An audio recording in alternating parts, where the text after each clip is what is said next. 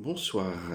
La dernière fois, nous avons parlé du mystère de Dieu comme une garantie pour ne pas trop vite parler de Dieu, ou pire, pour ne pas trop vite parler en son nom. Il me semble que la première attitude est le silence respectueux.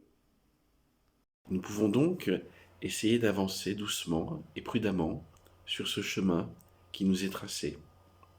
En cette période d'épidémie et d'interrogation pour nous, il nous faut nous méfier des discours qui peuvent être trop simplistes ou qui peuvent vouloir instrumentaliser cette situation.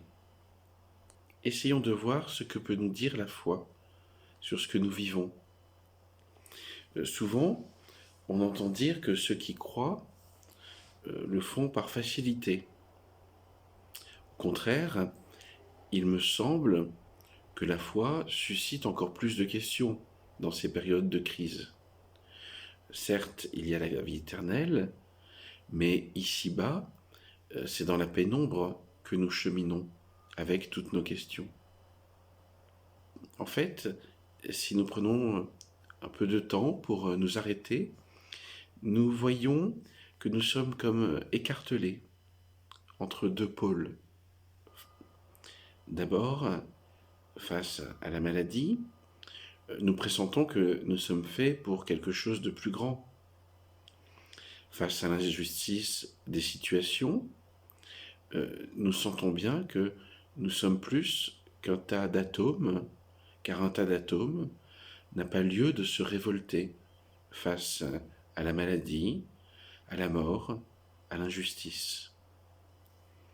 Et en même temps, et c'est l'autre pôle, nous voyons que la foi ne vient pas tout résoudre, car si les chrétiens échappaient à la maladie et à la mort, cela se saurait, évidemment.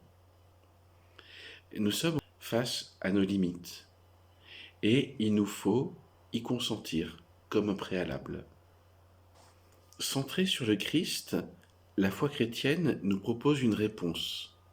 Mais comme je l'ai dit la dernière fois, ce n'est pas une réponse facile, une réponse toute faite. C'est une réponse à contempler. Et pour nous, cela est évidemment déstabilisant, car il nous faut souvent renoncer à l'image que nous pouvons avoir de Dieu. À travers toute la révélation chrétienne qui aboutit au Christ, il me semble percevoir un grand mouvement de fond. Dieu se donne ainsi à connaître, mais non pas comme un dieu de la mythologie, non pas comme une espèce de Jupiter, ou comme un magicien, mais comme un Dieu qui se fait faible, qui va assumer notre propre faiblesse humaine.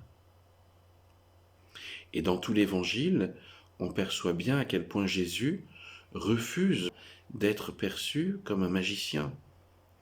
Même ses miracles sont relativisés pour guider le regard du croyant vers le signe le plus grand qui soit, à savoir la croix et le mystère pascal du Christ.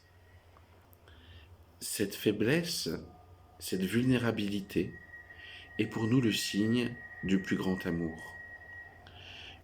Dieu se révèle petit et caché, mais il est un Dieu de communion, et cela change tout. Ce n'est pas un sauveteur tel que nous pourrions l'espérer, mais un sauveur qui prend sur lui nos maux. Et là, il y a pour nous au moins une lumière.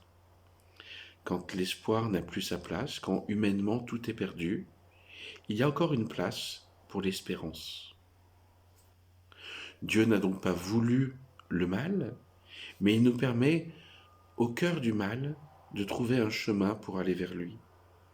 Et c'est cela sans doute la grande nouvelle qui nous fait vivre cette proximité de Dieu, y compris dans notre malheur. C'est dans la foi que nous l'apercevons. Nous ne sommes pas dans l'ordre de l'évidence, mais dans la confiance. Évidemment, il ne nous est pas facile de nous dire que la vie d'ici-bas n'est pas le tout de notre vie. Nous aimons bien avoir tout et tout de suite. Mais ce ne semble pas être là la logique de Dieu.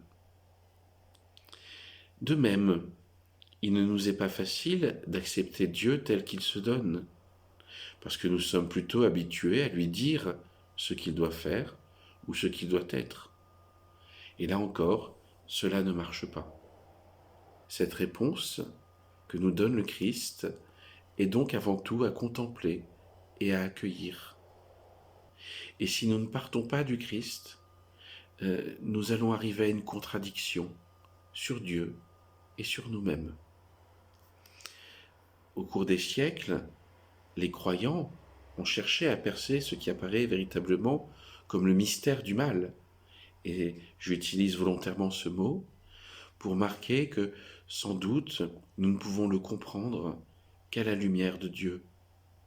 Parce que nous sommes faits pour ce bien qui est Dieu, et non pas pour le mal.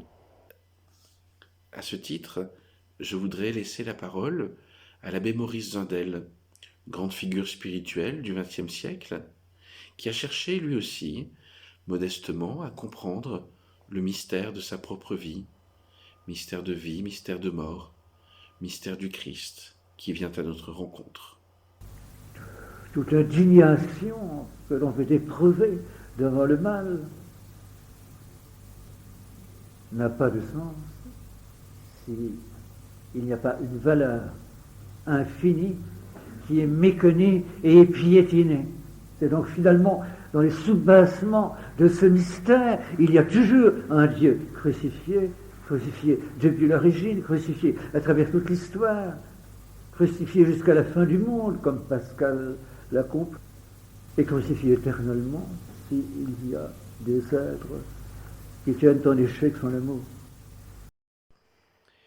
La question que nous pose ce temps que nous vivons est celle du lien entre ce qui est de l'ordre de la nature et ce qui est de l'ordre de la grâce.